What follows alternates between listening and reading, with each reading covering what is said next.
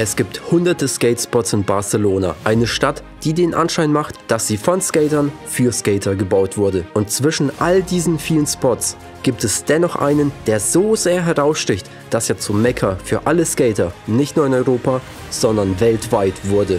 Das ist die Geschichte von MACBA. MACBA ist die Abkürzung für Museu d'Art Contemporani de Barcelona. Und damit ist eigentlich dieses Museum für zeitgenössische Kunst im Altstadtviertel El Raval gemeint, welches vom amerikanischen Architekten Richard Meyer entworfen wurde. Obwohl das Museum erst 1995 eröffnet wurde, begann seine Geschichte genau genommen schon 1982, als sich Barcelona dazu entschied, sich für die Olympischen Sommerspiele im Jahr 1992 zu bewerben. Nachdem man 4 Jahre später, 1986, den Zuschlag für die Austragung erhalten hat, waren die ersten Aufgaben die Modernisierung der Infrastruktur und die Neugestaltung des Küstenbereichs, da es damals noch so in Barcelona aussah. Daraufhin wurden moderne Hotelanlagen und diverse Parks errichtet und eigentlich das komplette Stadtbild erneuert. Alles in allem hat die Regierung insgesamt ca. 10 Milliarden Euro in die Hand genommen, um die Stadt auf Vordermann zu bringen. Und das Ergebnis war das, was wir nun sehen. Eine Stadt, die glatt als gigantischer Skatepark durchgehen könnte und wo man jeden Spot locker mit dem Skateboard erreicht. When we were able to come to Barcelona, it was around the 92, 93 after the Olympic Games. The city was brand new. It was pretty crazy.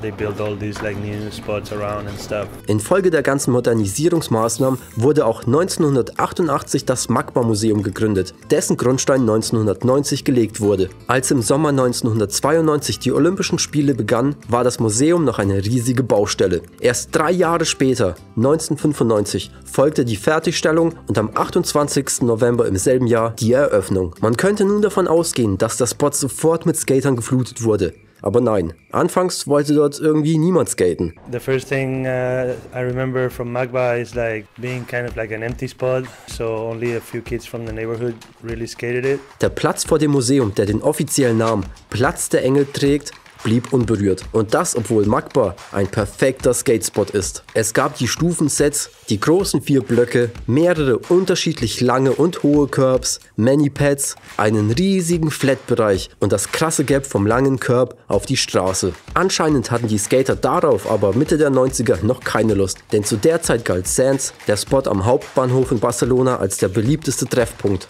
Sants used to be the main skate spot back in the days, and now, yeah, of course, it's MACBA. Sants is all messed up, the ground is full of holes. Some of the benches, they're gone. Actually, the tables, they just took all of the tables. So now it's nothing. It's only a few ledges that the locals built there.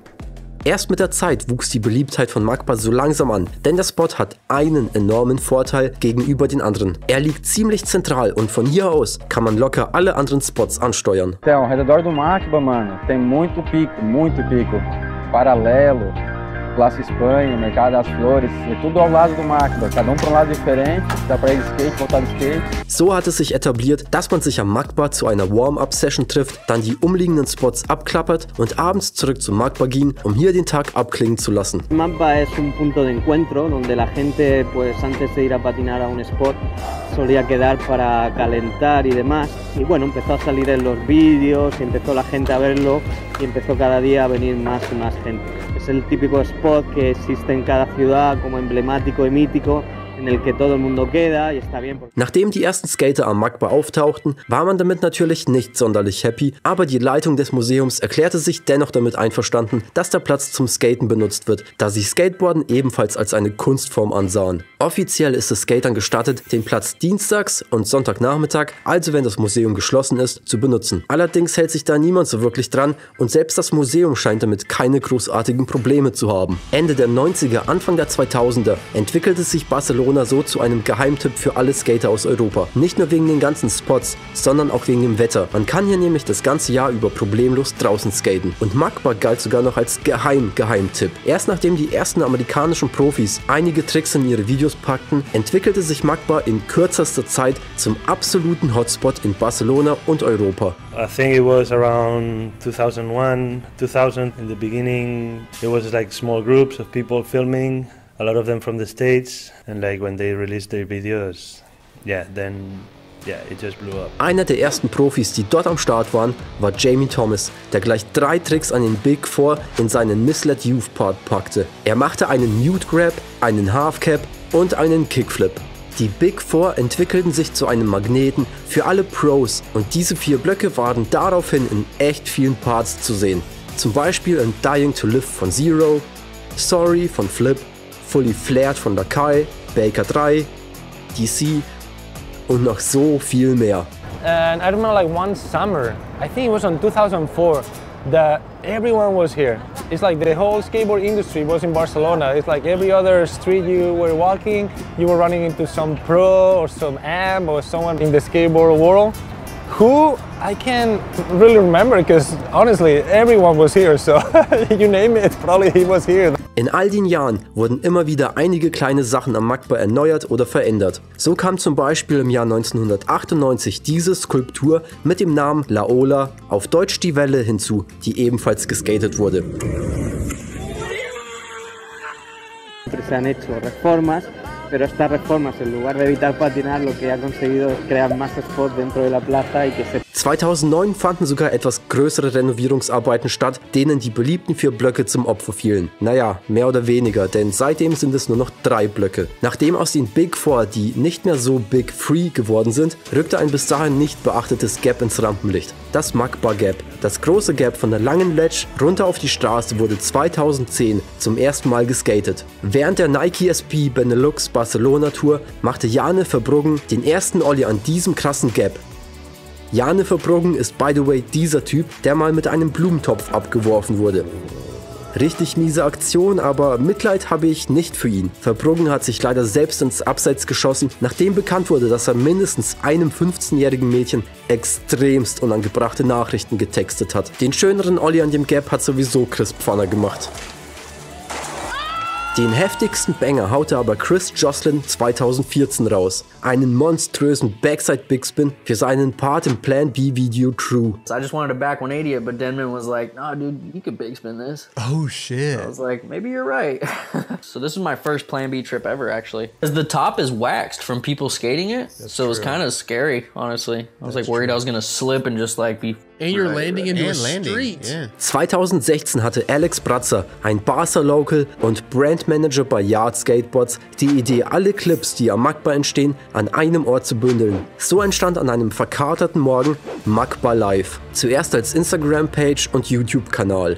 Die Idee kam so gut an, dass aus Magba Live etwas Großes entstand. Man wurde zu einem Sprachrohr der Skate-Community in Barcelona und zu einem Vermittler zwischen der Stadt und den Skatern. Außerdem führte man einige Veranstaltungen ein, wie zum Beispiel das jährlich stattfindende King bzw. Queen of Magba, ein Game of Skate, bei dem man Tricks am kompletten Platz machen kann. Auch wurden einige Wettbewerbe direkt am Magba veranstaltet. So zum Beispiel 2018 der Back to the Four Contest, der in Zusammenarbeit zwischen Magba Live und Volcom entstand. Für die Veranstaltung wurde die oberste Stufe wieder zurückgebracht, um auch der neuen Generation die Möglichkeit zu geben, ein paar Tricks an den Big Four zu machen. Aurelien Giraud hat gleich 2 NBDs gemacht, einen Fakey Hardflip und einen Hardflip Revert.